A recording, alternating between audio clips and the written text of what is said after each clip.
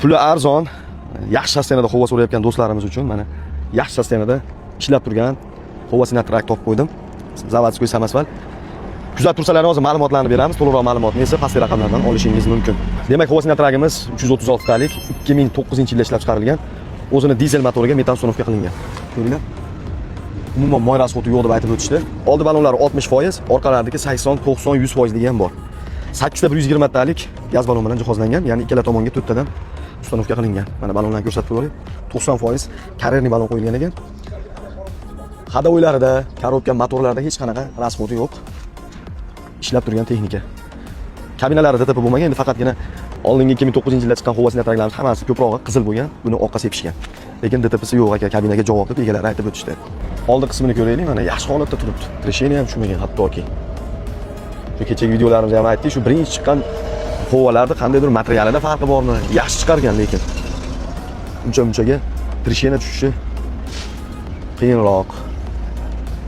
Hamma yo'q joy-joyida turibdi lekin texnika.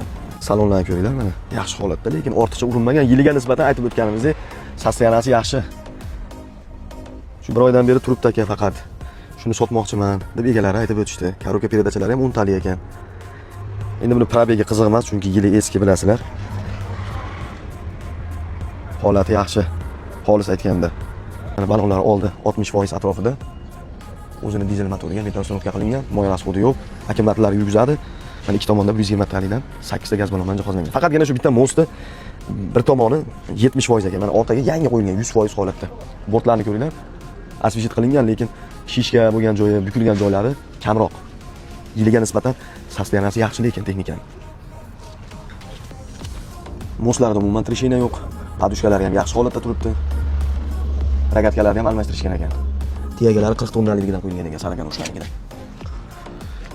Hujjatlari joyida, egalar o'zlari nomidan, sразу 2 soatda hamma hujjat haq berishadi. Bu texnikamiz Qibrayda turibdi, Toshkentda. Pastki raqamlarga aloqaga chiqib, savdosini qilaverasizlar. Narxini $28,500 so'rashyapti. Savdolashadigan, o'tib beradigan joyi bor. Bu videoroligimizni puli arzonroq, zaboyda yoki konlarda ishlataman, yili eskiroq bo'lsa ham sostoyaniyasi yaxshi bo'lsin degan do'stingizga tashlab qo'yish esdan chiqmasin. Imkon servis kanaliga obuna bo'lib qo'ysanglar, shunaqa har xil turdagi texnikalardan birinchi bo'lib xabardor bo'lasizlar. Savdolaringni bersa, yaxshi kunda ko'rishinglar, qadrdonlar.